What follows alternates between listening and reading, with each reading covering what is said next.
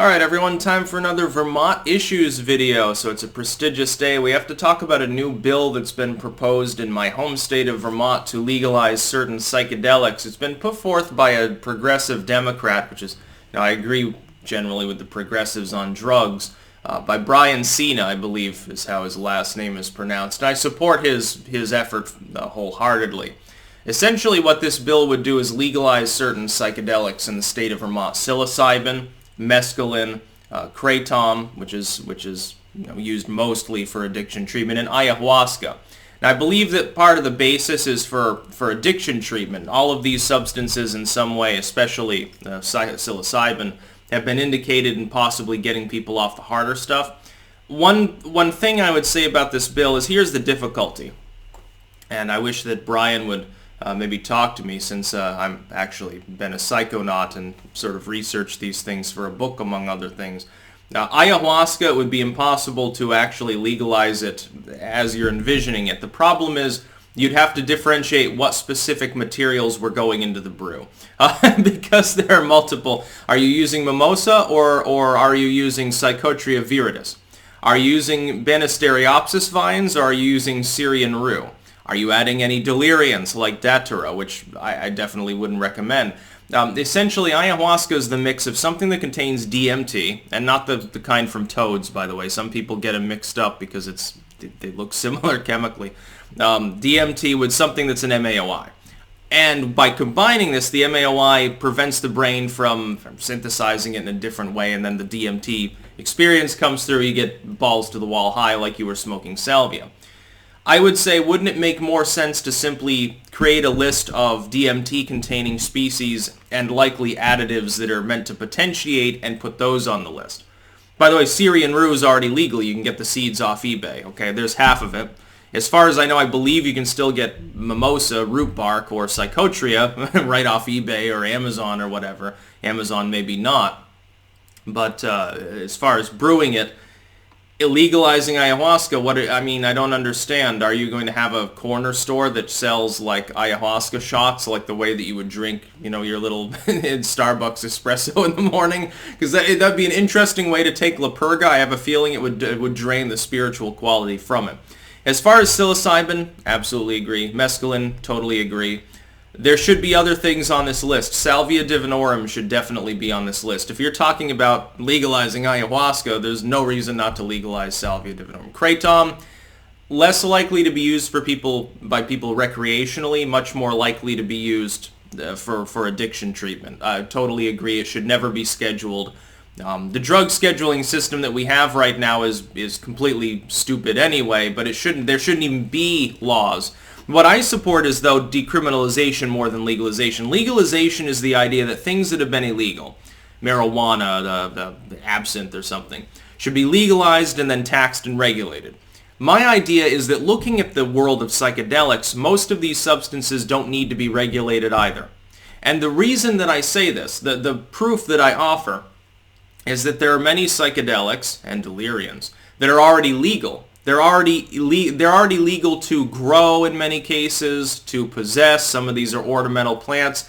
Mescaline, for example, this individual is talking about peyote specifically, legalizing, and peyote doesn't grow anywhere near Vermont.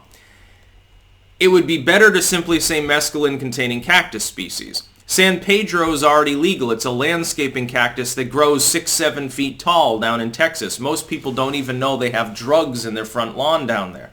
What counts as a front lawn if you're in a semi-arid climate anyway. There's xericulture. I've seen it myself. I thought about offering some old woman down there who had a house and a great big San Pedro right out front. I thought about offering her a wad of cash for a couple of arms off it. Oh yeah, don't worry, I just want to take cuttings. Yeah, I want to make a wall of cactuses. I'm not going to boil this and drink it. Mescaline should be legal. Where's LSD on this list? Is that because it's a synthetic? Because, the problem is, of course, the way in which ayahuasca is processed could be construed similarly. It's not a single man-made substance. And I'm not even knocking this dude or his bill. The basic concept I totally agree with. I'm just saying it needs refining. The laundry list of substances you're talking about that are already legal in nature or in people's gardens, by the way, is huge. Legalize getting high and decriminalize all of the substances themselves. Refuse to conform to unconstitutional federal law, which is what the drug scheduling system is. It's already unconstitutional. Let me school some people. Let me give you some mad logic here. When prohibition was a thing, when the temperance movement came forth, the initial goal of the temperance movement was to pass laws against liquor, and they realized that on the federal level they could never do that. They could never accomplish it. Why? Because it was unconstitutional. It countermanded the Fourth Amendment specifically, and in effect the 10th Amendment as well, because some didn't want to be dry states. So they realized that in order to ban alcohol, in order to make alcohol illegal, they had no choice but to pass a constitutional amendment. It was then undone. They passed another one to get rid of the First Amendment and then went back to drinking. With the drug war, for some odd reason, the same standards that everyone understood were in sway in the early 20th century somehow were ignored. We simply collectively decided as a society that in order to defeat the communists, we simply have to ban these substances and civil rights be damned. It seems to be that that's what happened, because I can't find any constitutional justification for the idea that plants, that in ingesting a plant on your own time, on your own property, not in public, not endangering anybody, not being a nuisance, not DUI, not public intoxication or any of these other things, not disturbing the peace, that if I'm sitting in my garden chewing opium poppy pods or smoking pot, that ever should have been legitimately illegal. Can't find anything in it. I'm drawing a blank. You see, the thing is, Congress decided that the workaround was to create an unaccountable bureaucracy to carry forth its will, a militarized bureaucracy that would go around existing constitutional countermands to their power. That's what Congress decided to do. They decided to schedule a bunch of drugs under the auspices of the idea that the government had some intrinsic right over food and drug safety.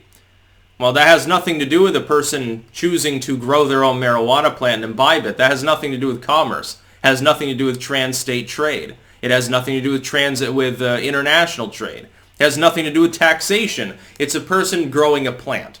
The same is true of all these others. Amanita is a wild substance. Morning Glory is a common gardening plant. It's also psychoactive. But yet I don't see anyone clamoring to ban Morning Glory, mainly because a lot of people grow it as an ornamental. Nobody's clamoring to ban the San Pedro cactus. You realize how many bulldozers you'd have to send into southern Texas alone to remove all of people's landscaping cactus if you did that? It's not just San Pedro, by the way. Yeah, peyote grows wild, although it's, I think, endangered. It's also Peruvian torch and some of these other species that are similar. As far as ayahuasca, that'd be a stumbling block. But the bill itself, yeah, it's a step in the right direction, but you need to expand it and you need to refine it. Because otherwise, what would happen if you passed it in its current form is that someone could put crack in their ayahuasca brew, and I guess it would be technically legal now, wouldn't it, under Vermont law? Well, I don't think that you need some Harold the Happy Hippie to spike the ayahuasca in order to get people addicted to it, to make money because he decided to go from hippie to yuppie back, decades ago. I think Harold the Happy Hippie should be offering as much herbal shit as he wants to. And if he wants to grow his own pot, by the way, why don't we lift the cap on growing weed in Vermont too? Why should it be like, 2 adult plants per adult, or 4 younger plants, or a certain number of ounces of dried product? Why should there really be a limit unless you're actually actively engaged in selling it? The fact that a person might smoke a lot of weed and want to grow a dozen plants doesn't mean they're dealing. And if they are, who fucking cares? I don't care if they're dealing weed. Who cares?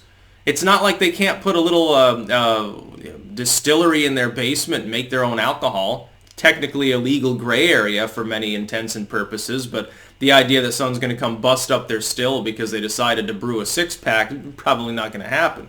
A lot of it is unenforceable anyway.